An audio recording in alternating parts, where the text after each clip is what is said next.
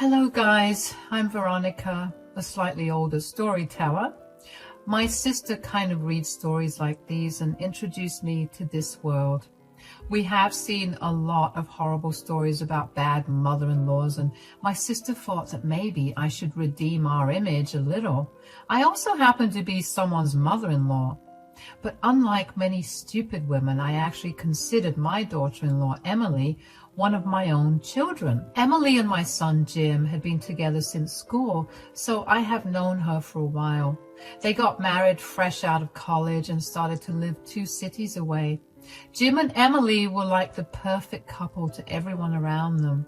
I too thought that their love transcended everything bad in the world, but turns out I was wrong. It was by pure chance that I discovered that my son was cheating on his lovely wife. I was out with my friend for some coffee when I spotted my son at the other end of the street. I thought I was seeing things because he wasn't supposed to be in my city. Jim never said he was coming either, but he was there, going to Target after parking his car. But what really shocked me was the fact that there was a woman and a young boy with him. I had never seen the woman before and didn't know who she was. I also had no clue why my son was holding her hand and carrying her son. They looked like a couple and were laughing about something. If anyone who didn't know Jim would see him then, they would think that Jim was married to the woman and the child was his. My friends, too, eyed my son suspiciously and asked me who she was. They knew Emily since they were there at Jim's wedding. All of them loved Emily and Jim like their own child, so they were surprised to see Jim with another woman. I was shocked at the sight that I didn't know what to do. After a while, I started to believe that my mind was playing tricks on me. But my friends, too, saw them and thought something was suspicious. My mind was a mess, so I decided to wait and see what happens next. I knew my son would have to come out of Target and go home, so I waited and tried to find a reasonable explanation of what was going on. When Jim finally came out of Target, he was still with the woman and child. They had shopped for a lot of things and were loading them into Jim's car. What happened next threw away all doubts of this being harmless. I saw the woman kiss Jim on the lips and my son shamelessly returned it. At that point, I knew my son was cheating on Emily. I was furious with him and immediately called Emily to find out what was going on. I needed to tell her what I saw, that she could come to her own conclusions. I wasn't going to shield Jim just because he's my son. He was doing something immoral, and his wife absolutely needed to know. I called Emily and immediately was greeted by her saying, "Wait, is that you, Veronica?" "Yes, this is me, Emily." "Oh my God, I'm so happy to hear your voice. Thank God you're all right now. I have been so worried about you, Veronica." "Why were you worried about me, Emily? I'm fine." "It's good to know that you are fine now, Veronica. I know you hate it when people worry about you, but you know we can't help it. You are not making any sense, Emily. Why were you worried about me in the first place? What happened to me?" "Wait. You don't remember, do you? You had a stroke 2 weeks ago, right? I was really worried since you were not recovering well." I had no idea why my daughter-in-law thought that I was sick and had a stroke. No such thing happened, and I was as fit as a fiddle. Emily seemed genuinely happy when I called, and her concern for my health was genuine as well, so I didn't know what to think of what Emily said. Firstly, I needed to find out more and inform her that I never had a stroke. I said, "I think you're making a mistake, Emily. I didn't have a stroke. I'm completely fine. I don't know why you think I was sick." "What?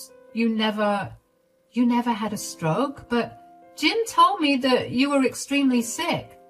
That's why he left 2 weeks ago to visit you and hasn't returned home since." "Oh my God, he told you that he was here for 2 weeks taking care of me?" "Yes, Veronica." What's going on? I'm confused now. You're saying that you were never sick, but Jim told me that you were? What's happening? My poor daughter-in-law was super confused, but I was able to put the pieces together to try and find out what was going on. The wheels started to turn in my brain, and I finally understood what was happening. Emily had no clue that her husband was lying to her and cheating on her. Jim had lied about my health and used it as an excuse to avoid suspicions. He was cheating on her with that woman while his poor wife had no clue. I was immediately disgusted and enraged at the same time. I said to Emily, "I think it is clear that Jim had been lying to you, Veronica. He lied about my health when I was perfectly fine." "But I don't understand. Why would he even do that? I know he lied to me, but I can't understand why." "My son lied to you to cover up something he did, Emily." "What do you mean, Veronica? What did Jim do?" "I'm very sorry to say this, but he's cheating on you, Emily." There was a very stunned silence on Emily's end.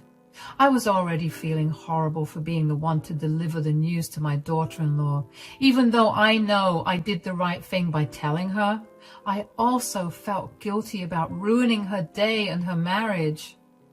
Emily remained silent for a while, and then said with a shaky voice, Are you sure, Veronica?"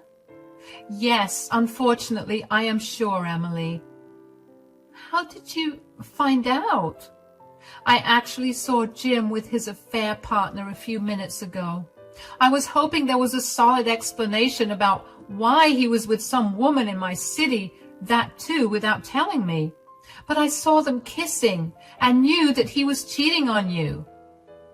"Oh, God. This is all true then. Jim is really cheating on me. Oh, my God." Emily absolutely broke down over the phone and cried her eyes out. My heart broke to hear her cry and grieve her marriage. She was hurt, and I could understand that. I had expected her to react this way, but hearing her cry for real was much more painful than you thought. My anger was rising against my son, and I wanted to slap the living crap out of him. I waited for Emily to calm down and comforted her to the best of my abilities. I was fuming at my son's carelessness and immorality and really wanted to teach him a lesson, but it wasn't the time and place for those thoughts right then. At that moment, my top priority was to calm down Emily and talk to her. I said, "You need to be strong, Emily. What my son did is absolutely horrible. I don't think he should be excused for this." "How could he do this to me, Veronica? I gave him my everything, and he just betrayed me. Where did I go wrong? I want to yell and scream at Jim. I really feel like hitting him." "That's not going to do you any good, Emily. You have to think about this rationally. Your marriage won't be the same anymore." "Marriage? What marriage are you talking about, Veronica? There will be no marriage after this. I will not stay with someone who blatantly lies to me and cheats on me." When Emily flared up in anger, I felt a little relieved. I didn't want her to pity herself. I wanted her to take action and teach Jim a lesson, just like I wanted. We women are not weak and won't let anyone walk over us. I wanted Emily to be strong and do something to make sure Jim pays. If she was really going to divorce him, I would wholeheartedly support her and even encourage her to do it. Disloyal men had no business getting innocent women into their trap. I said, "That's the reaction I wanted from you, dear. It's natural for you to be heartbroken, but you will be better off being angry at him than feeling sorry for yourself." "You are right, Veronica. It's just that I'm wondering if any of this is my fault." "You will never think of these things again, Emily. None of this is your fault. This is all Jim's fault. He should be the only one to blame. You have been nothing but a good wife to him." "I guess you're right, Veronica. Thank you for being so supportive. I can't believe he uses you as an excuse to cover up his affair. Do you know who the affair partner is?" "No, Emily. I have no idea who the affair partner is, but I did see that she has a son with her. She's not one of Jim's old friends, that's for sure. Don't worry, dear. No matter who she is, I will find out. Then we will figure out a way to teach my son a lesson. I was determined to find out the whole story about what was going on. I didn't want to dish the affair partner straight away. I had no idea if she knew that Jim was married or not, so I wasn't going to jump to conclusions and accuse her of being a homewrecker. However, I needed to know who she was and what my son was doing. So I devised a plan and considered all possibilities and discussed it with Emily. I needed her to trust me if we wanted our plan to work. Since Emily loved me like her own mother, she agreed to let me do the investigation. The first thing I did after talking to Emily was to go home. Then I tried to calm myself down so that I could act normally around him. I called Jim and told him and said, "I know you're in my city, Jim. Don't try to lie to me." "Mom, I don't know what you're talking about." "I already warned you that I don't want to hear your lies. I saw you kissing some woman. You better come here and explain yourself before I call your wife and tell her what I saw." No, Mom, listen to me. I'm coming over right now. Please don't tell Emily anything. Please just hear me out. I'm coming to your place, Mom. Jim was frantic after knowing that he had been caught. I lied to him and made it seem like I hadn't told Emily anything. When I threatened him, he freaked out and told me that he would come over. That's exactly what I wanted. I hung up on him soon because I was close to blowing up on him. My son reached my place in record time, and I was surprised he didn't get speeding tickets because of how fast he drove. I allowed him to come inside because I didn't want my neighbors to know all the dirty business my son was up to. There is no point in making a scene when I was trying to deal with this differently. Jim was nervous and looked like he was on the verge of tears. I sat down opposite to him and angrily said, "How on earth do you plan to explain yourself, Jim?" "Mom, I'm so sorry. I didn't mean for this to happen. It happened so out of the blue." "That's what all cheaters say, Jim. I need to know why you did it." "What can I say, Mom? Emily works long hours and I feel lonely, you know. She earns more than me and sometimes it makes me feel emasculated." I was shocked to my core to hear my son's reasoning. His reasons were just plain wrong and didn't justify his cheating at all. I don't know why he thought it would be a good idea to tell me this. Did he really think that I would support him after hearing his reasons? God knows what he was thinking back then. But I can tell you what I was thinking. I was thinking of ways to calm myself down so that I wouldn't reach out and slap my son. Again, that would jeopardize everything because I needed my son to feel comfortable enough with me to tell me everything. I still said in an angry voice, "So, instead of seeking help for your problem or talking it out with your wife, you decided to cheat on her with a homewrecker?" No, Mom. You're wrong about Sandra. She is not a homewrecker. She's having an illicit affair with a married man. How can you say she's not a homewrecker? Mom, she has no idea that I'm married. She's a decent woman who's struggling with her son. So being with her was actually an ego boost for me. I felt like a man because I was taking care of a poor widow with a son. I don't feel emasculated when I'm with her. That took several mysteries off my list. I finally found out the name of Jim's affair partner and his motivations for cheating. I also found out that the woman didn't know about Jim being married. Now, I even felt bad for Sandra while getting madder at Jim. Still, I didn't touch him or beat him into oblivion. Instead, I said, "What you did is extremely messed up, Jim." "I know, Mom. Believe me, I know that already." "What do you want to do now? Do you want to leave Emily?" "No, Mom, I really don't want to leave Emily. She's the love of my life. Plus, I'm pretty dependent on her in a lot of ways as well." "Then you shouldn't have cheated on her. Do you plan to leave Sandra then?" "I don't know, Mom. Sandra really makes me happy and I like being around her son. I get everything from her that I don't get from Emily." I still can't believe I raised an absolute joke of a man like Jim. I was severely disgusted with him and wished he wasn't my son. Even after being caught, Jim wasn't exactly willing to give up any of his partners. He was trying to make himself the victim by saying he only felt complete when he was with 2 women. I have no idea how he could say those words in front of me without feeling embarrassed. Instead of getting up and strangling the life out of him, I decided to try and be his friend. I had no intention of forgiving him. I just wanted him to be comfortable enough around me so that I had the time to execute my plan. I looked at him and said, "You need to tell me more about Sandra. She seemed like a nice woman. It's unfortunate that she's a single mother." "I'm glad you're not angry at her, Mom. She is a nice woman and her son is also very lovely." I slowly started to get information out of my son about Sandra.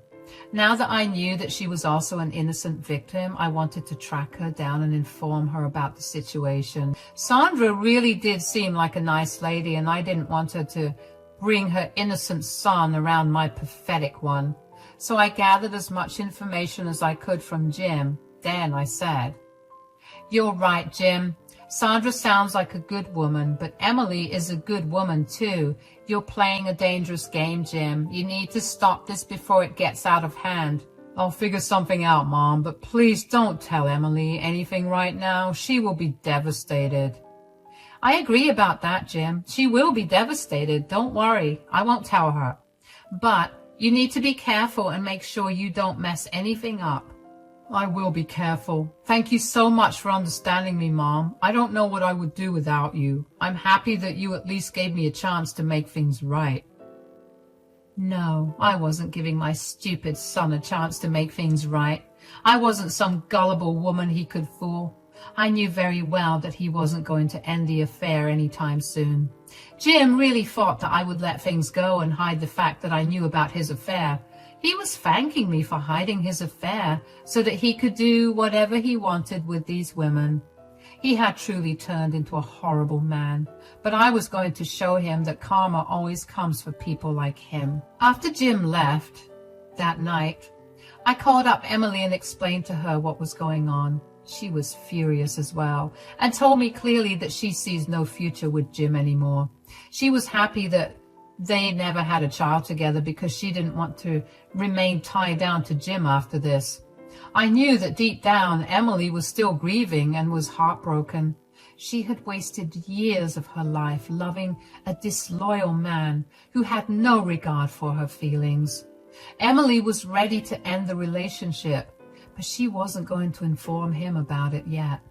Over the next few days, I did my best to find out more about Sandra. My friends turned into social media stalkers and made them use all their connections to find her. Ultimately, with sheer determination, I found her. I was able to catch her when she was leaving from work and my son was nowhere around. I introduced myself to her and she surprisingly recognized me. Then the two of us went to a cafe and sat down to talk. I said, "Sorry for this impromptu meeting, Sandra. I really needed to talk to you. But before that, I need to know something. I'm a little curious about how you recognize me." "Oh, I've seen your picture, Veronica. Jim has shown me pictures of everyone in his family. We've been dating for a year now, and I know it's not a long time, but we are pretty serious about each other. I really like him, and even my son gets along well with him." "I don't think that's a good idea, Sandra. I understand that you and your son get along with Jim pretty well, but I'm sorry to tell you that you're making the wrong decision." "What? What do you mean, Veronica? Do you have a problem with me? I know a lot of people don't want anyone else's child in their family, but Jim loves my son, and, oh God, it's not that, Sandra. Why do you think I'm telling you to back off because of your son?" It's just that, well, Jim told me that you have a problem with me having a son. He said that you don't want to have a grandchild who's not related to you, and that's why we never met each other. I couldn't believe the audacity of my son. He used me once again to cover up his affair. This time he painted me to be some sort of monster who didn't want a single mother as her daughter-in-law. It was just bizarre. And slowly, I felt like I didn't even know my son anymore. He gave 2 different stories to his 2 partners and used me to cover up his affair. I was thoroughly disgusted with Jim, and my anger was at its peak. Sandra must have sensed the shift in my expression because she looked uncomfortable. I said to her, "You are thoroughly mistaken, Sandra. I don't know why my son used me as a scapegoat, but trust me, it isn't what you think." "Really, Veronica? You didn't refuse to meet me because of my son?" "No, Sandra, it's not like that at all. I didn't meet you because I never knew about you, dear." "What? How can that be possible? Did Jim never mention me?" "No, Sandra. Jim never mentioned you. I learned about you a few days ago when I saw you 2 at Target." "But why didn't Jim tell you about me? He told me a very different story." It was then that I decided to put the poor girl out of her misery. I felt like the world was angry at me or something. Within a month, I was telling 2 people that their partners were cheating on them. It was hard, especially since both Emily and Sandra were innocent parties. Still, it had to be done. I gathered myself and said, "Listen to me, Sandra. I will tell you what the matter is. You said that my son showed you pictures of his family, right?" "Yes, he showed me pictures of everyone." "Did he show you pictures of his wife as well?" "What? What are you talking about? What wife?" "I'm sorry to tell you this, but Jim is married, Sandra. He has a wife living in a different city. He had been cheating on her with you." You can only imagine what followed next. Sandra absolutely broke down crying right in front of me. The poor girl was seriously in love with Jim and was dreaming about marrying him fairly soon. Her son was also involved in the equation, and the poor girl was blaming herself for putting her son in such a horrible situation. I sat there with her and comforted her like she was my daughter. The girl had no one and depended on Jim for emotional support. Now she discovered that the man she loved was a fraud and a cheater. She was devastated. I told Sandra exactly what I told Emily. She needed to be strong and make sure Jim suffered for what he had done. I told her the little plan I had in mind, and she was instantly convinced to help us. She wanted to confront Jim, but agreed to do it our way. That day, she even talked to Emily on the phone at my insistence. The girls had a nice venting session, talking trash about Jim and forming our plan. Then it was time for the big show. I knew that the plan I made would take me away from my son, but I didn't care about it one bit. He had done something horrible and used me to cover up his dirty work. I wasn't going to just be a doormat and accept what he has done. As far as I was concerned, he wasn't my son anymore. I didn't raise him to be an evil guy like this, so I was prepared to lose my son because I didn't want to stay in contact with him anyway. A few days after I met Sandra, I called my son Jim over to my house for a little meeting. He happily came to see me, thinking that nothing was wrong. You can imagine his face when he walked in and saw Emily waiting for him. He looked super nervous and said, "Hey, Emily, what are you doing here?" "Oh, hi, Jim. I'm here to see your mother, who's been recovering from a stroke. She looks all fine and dandy to me." Yes, she recovered really fast. She's been home for a few days now." "That is very interesting because Veronica says that she never had a stroke to begin with." "Care to explain why you used me as an excuse to cover up your affair?" "Mom, what are you talking about? What affair do you mean?" Jim was trying to act all innocent, but was failing miserably. He was actually shaking and sweating a lot. He was nervous because he knew he was caught. But he still had no idea how serious the situation was for him. He was mumbling and stuttering to come up with an explanation and ended up with this stupid question. Just as he asked me that question, Sandra walked into the room. Jim's eyes went wide as he spotted Sandra casually strolling into the room. He was now very pale and kept looking between Sandra and Emily. He gulped hard and looked at me for help, but my smirk told him everything he needed to know. Sandra walked in and said, "Do I need to explain to you what affair your mother is talking about, Jim?" "I don't know. Maybe she's talking about the affair you had with me."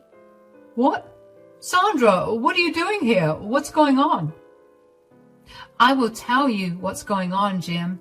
You have been caught red-handed having an affair and lying to Sandra about how you're single. No, I didn't. What's the use of lying, Jim? Emily and I both know the truth thanks to your mother. Jim looked at me like he hadn't expected me to sell him out. He looked very disheveled and was still shaking from anxiety and shock. He had the most stunned expression on his face and said, Mom, did you tell them everything? You promised that you wouldn't tell anyone. How could you betray your own son? Shut up, Jim. You have no right to tell me these things. You are the one who betrayed 3 women. You used all 3 of us to do whatever you wanted. Did you think that we would just let it go? You have some nerve talking about betrayal, Jim. You were the one who horribly betrayed us all. I spent years loving you. I trusted you with my heart and even introduced you to my son. Have you no shame, Jim? How could you do this? Emily and Sandra kept lashing out at Jim, who now sat down on the floor to deal with their onslaught. The 2 girls got their anger out on him and absolutely destroyed him mentally, just like he destroyed their lives. At the end of the session, Jim was reduced to tears. He was begging them both for forgiveness and to show him some mercy. He cheated because he wanted to feel masculine, but now he looked like a pathetic guy who couldn't even hold his head up. Sandra left the house after telling Jim that they were over. She told him that she would block him everywhere and tell everyone she knew what a horrible man he was. After Sandra left, Jim started to beg Emily not to leave him. He was desperate to have at least one woman in his life. He even asked me for forgiveness and told me to help him win Emily's forgiveness. I ignored him and told Emily to do what she wanted. That's when my daughter-in-law pulled out the divorce papers that she had prepared before coming to visit me. Jim took one look at those papers and immediately knew what they were. He started to cry loudly and begged Emily not to leave him. Emily simply served him and told him that they were done. After that, I pretty much had to kick Jim out and tell him not to show up at my house again. That night, Emily stayed with me and later Sandra joined us with her son. We had a great time together getting rid of all negative feelings so that we could put Jim's chapter behind us all. I'm sure you want to know what happened next. Well, Emily divorced Jim and got a hefty settlement. Since Jim only did freelance work, he didn't have much money left after the divorce. He used to be more or less dependent on Emily, and the cheating meant that he didn't get a cent of alimony in our state. He was kicked out of their shared apartment and had to go door to door for shelter. I refused to house him, and so did most of his friends who got to know about the affair. He has since expressed remorse for his affair, but karma is still after him. My son has managed to find very cheap accommodation with 4 roommates and is barely scraping by.